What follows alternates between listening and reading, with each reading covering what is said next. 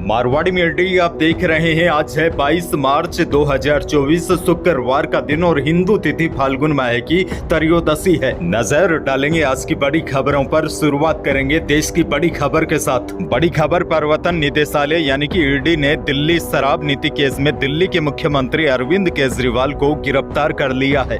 ED की team गुरुवार शाम 7 बजे केजरीवाल के घर 10वां समन और सर्च वारंट लेकर पहुंची थी। जांच एजेंसी ने 2 घंटे तक पूछताछ के बाद रात 9 बजे यह कार्रवाई की। इस मामले में पूर्व डिप्टी सीएम मनीष सिसोदिया भी 13 महीनों से जेल में है और अब अरविंद केजरीवाल को भी गिरफ्तार किया जा चुका है। इसी बीच दिल्ली की मंत्री आतिशी ने कहा है कि केजरीवाल दिल्ली के सीएम बने रहेंगे और जेल से ही सरकार चलाएंगे। इधर इस मामले में केजरीवाल की लीगल टीम ने सुप्रीम कोर्ट से अपील कर फौरन इस मामले की सुनवाई की मांग की है। लेकिन फिलहाल बड़ी खबर, अरविंद केजरीवाल गिरफ्तार हो चुके हैं। बहरहाल आगे बढ़ते हैं। बड़ी खबर, चुनाव आयोग ने गुरुवार को तकनीकी और सूचना प्रौद्योगिकी मंत्रालय को व्हाट्सएप पर भेजे जा रहे विकसित भारत मैसेज तुरंत रोकने के निर्देश दिए हैं। आयोग को शिकायत मिली थी कि लोकसभा चुनाव की तारीखों की घोषणा और आचार संहिता लागू होने के बावजूद सरकार की योजनाएं बताने वाले मैसेज आम लोगों को भेजे जा रहे हैं। हालांकि मंत्रालय ने आयोग को दिए जवाब में कहा था कि यह मैसेज आचार संहिता लागू होने से पहले भेज दिए थे, लेकिन यह सिस्टम और नेटवर्क इश्यू की वजह से देरी से पहुंचे।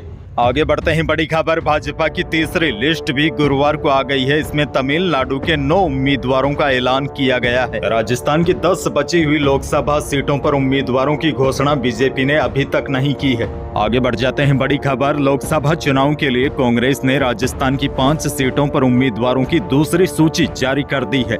जयपुर शहर से सुनील शर्मा, श्री गंगानगर हनुमानगढ़ से कुलदीप इंदौरा, झालावाड़ 12 से उर्मिला जैन भया और बाड़मेर जैसलमेर से उम्मीदवार बेनीवाल और पाली से संगीता बेनीवाल को उम्मीदवार बनाया गया है। अब कांग्रेस के 9 सीटों पर उम्मीदवारों की घोषणा बाकी है। पहले फेज में जिन सीटों पर चुनाव होंगे उनमें जयपुर ग्रामीण, नागौर, दौसा और करौली धौलपुर की टिकटों की घोषणा बाकी है। और दूसरे फेज की बात करें तो राजसमंद, अजमेर, भीलवाड़ा, कोटा और बांसवाड़ा, दूसरे फेज की इन 5 सीटों पर उम्मीदवारों की घोषणा बाकी है।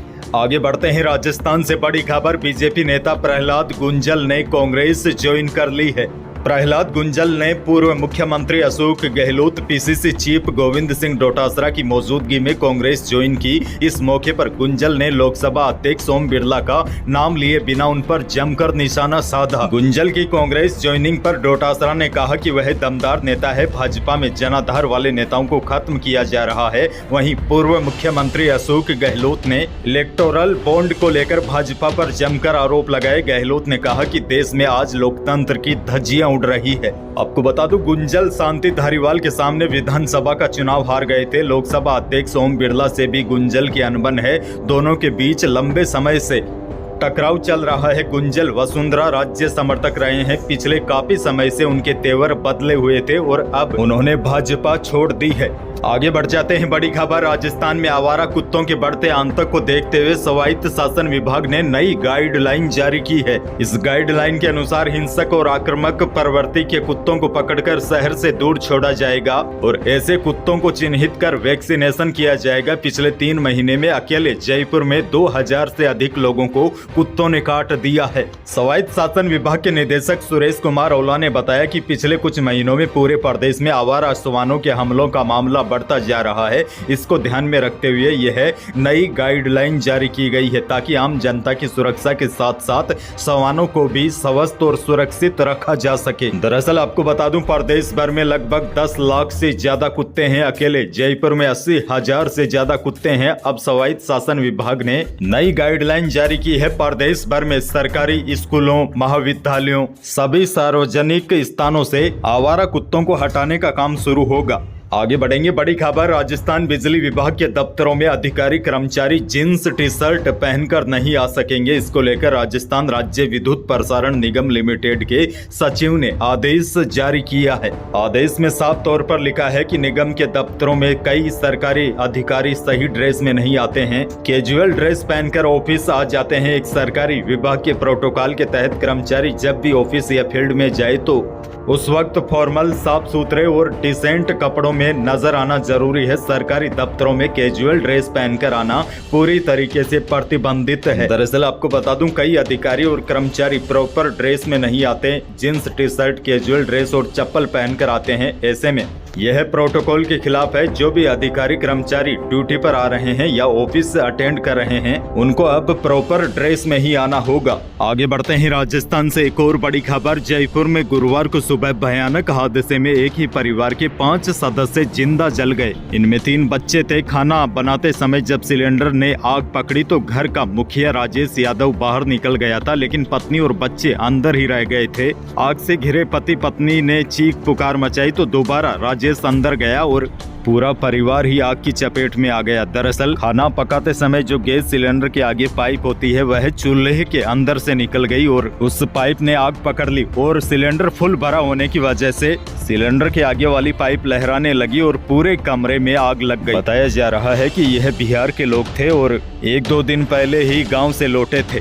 जब घर लौटे तो सिलेंडर खाली हो गया था। फिर राजेश नया सिलेंडर लेके आया और लगा भी दिया, लेकिन उसके बाद पता नहीं कहाँ चूक हुई और यह इतना बड़ा हादसा हो गया। आगे बढ़ते हैं, बड़ी खबर देखिए। सोने के भाव लगातार बढ़ रहे हैं और रोजाना नए रिकॉर्ड छू रहे हैं।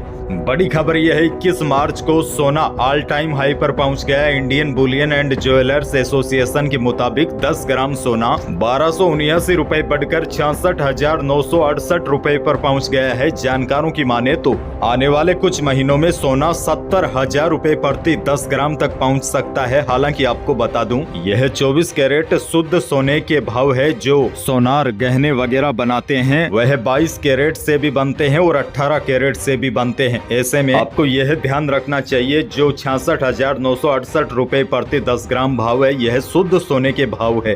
खैर आगे बढ़ जाते हैं, बड़ी खबर देखिए। राजस्थान में लगातार तापमान में बढ़ोतरी हो रही है। मौसम विभाग के मुताबिक बीते 24 घंटों के दौरान पश्चिमी राजस्थान के कई जिलों में तापमान 40 डिग्री तक पहुंच गया। वहीं मौसम विभाग ने कहा है कि आने वाले दिनों में राजस्थान के विभिन्न जिलों में तापमान में और वृद्धि देखने को मिलेगी और मौसम में कुछ खास बदलाव नहीं होगा, लेकिन अब तापमान में वृद्धि होने के आसार है। ऐसे में राजस्थान का मौसम बदलेगा और गर्मी वर्तमान की तुलना में ज्यादा पड़ेगी। लेकिन किसानों के लिए इससे भी बड़ी खबर यह है, फिलहाल तो प्रदेश का मौसम साफ रहेगा, लेकिन हो सकता है 26 या 27 मार्च को उत्तर पश्चिम के कुछ भागों में मेघ गर्जन के साथ हल्की बारिश हो जाए।